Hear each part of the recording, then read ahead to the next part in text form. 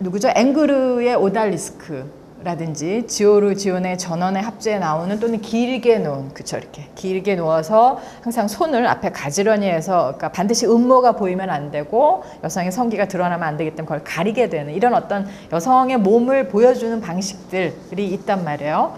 그러니까 또는 눈을 항상 내리 깔고 있거나, 그러니까 그 구스타프 클림트라든지 뭐 비어즐리라든지 아무튼 기타 등등의 어떤 파무 파타를 그릴 때도 눈은 절대로 보여주지 않는, 그러니까 누군가가 나를 바라보고 있다는 그 시선은 의식하지만 절대로 나는 그 시선을 돌려주지 않는, 그렇죠?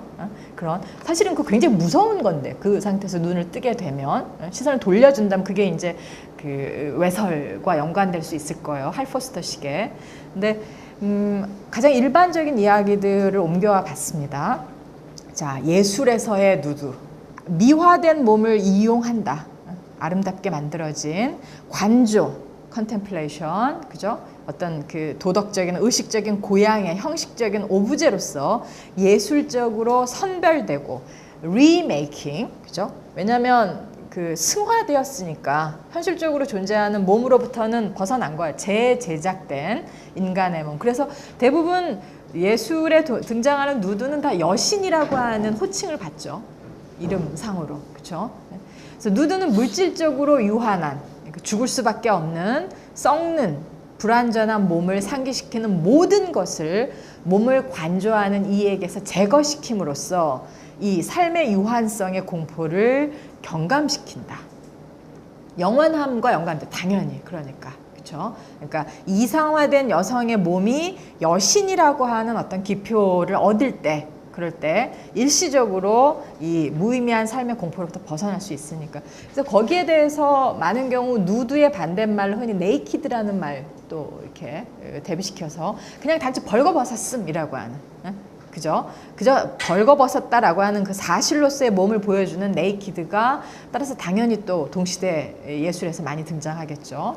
그래서 바디와 플래시라고도 구분할 수 있을 것 같고요. 신체와 살, 플래시는 촉각적이죠.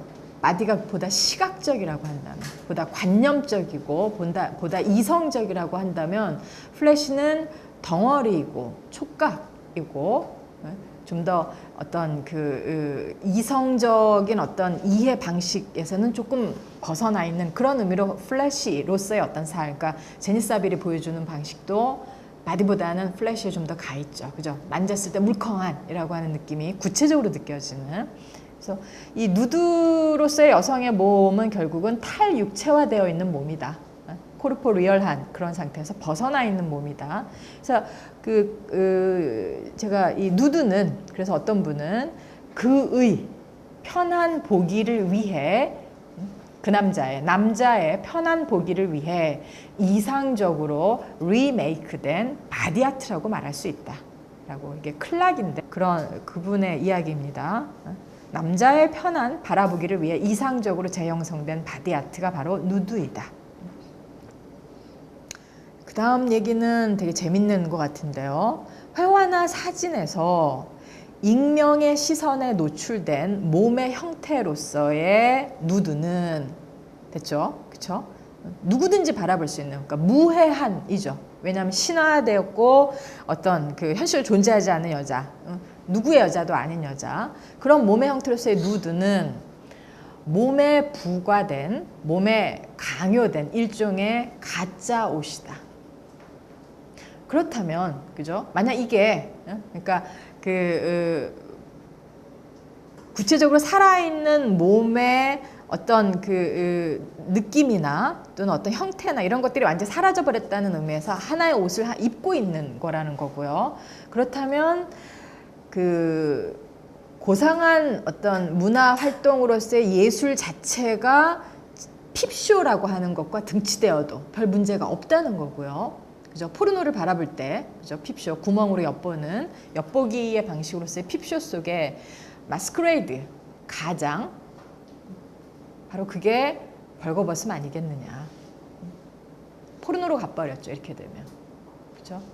전통적인 회화에서 여성을 재현하는 방식 자체가 결국은 핍쇼라고 하는 것, 것과 같은 맥락에 있지 않느냐라고 하는 이야기를 하는 거고요. 여성주의 안에서 그래서 그런 표현 자주 씁니다. 몸을 입는다라는 표현. 몸을 입는다. 그렇죠?